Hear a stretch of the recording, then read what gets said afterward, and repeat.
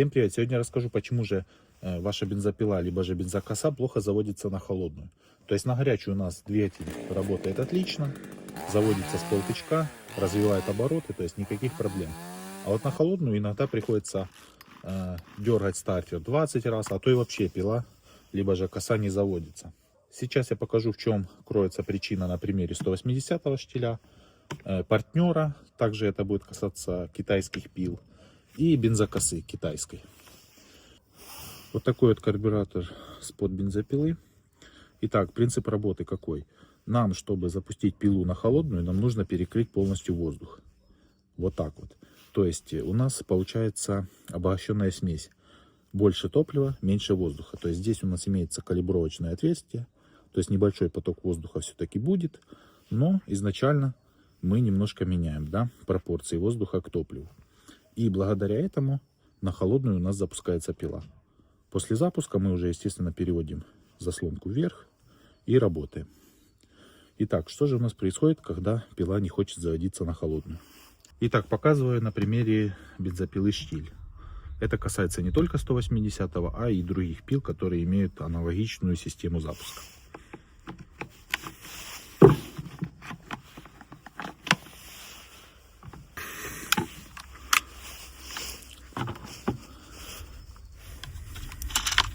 Итак, для того, чтобы нам запустить пилу на холодную, нам нужно зажать газ и опустить рычаг в самый низ. Что у нас происходит? Вот эта вот тяга поднимает нашу заслонку и должна перекрывать воздух. Но, как вы видите, со временем эта тяга у нас разбивается, либо же сама вот эта вот проволока немножко деформируется. И у нас получается что? Что вот эта вот заслонка закрывается не до конца. К примеру, вот так вот. В таком положении вы пилу на холодную заведете, но уже не так, как это должно быть. То есть не с 3-го, там, 5-го раза, а уже так раз 15-20 придется подергать. Если же вот это вот место сильнее разбило, что у нас заслонка, получается, будет, ну, примерно вот так закрыта, да, то, понятное дело, вы пилу на холодную не заведете. Так, теперь на примере партнера и китайских бензопил. Вот наша заслонка, сейчас она открыта. Здесь она закрывается, просто вытягивая подсос. Вот так вот раз. И заслонка полностью перекрыта. Бывает, просто не до конца вытянули заслонку, либо же тоже как-то износилась тяга. Поэтому проверяйте.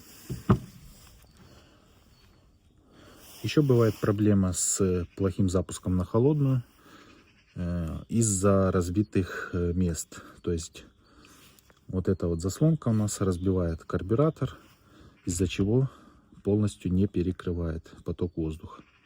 Ну и, соответственно, опять же, плохо бензопила запускается на холодную. Поэтому тоже на это обращайте внимание. Так, теперь по бензокосам.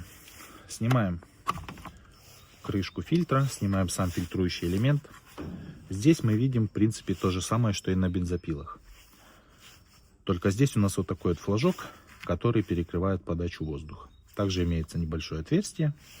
И что я заметил на бензокосах, в частности на двухтактных, что вот этот вот флажок, либо же от температуры, либо же от низкого качества пластика, немного деформируется.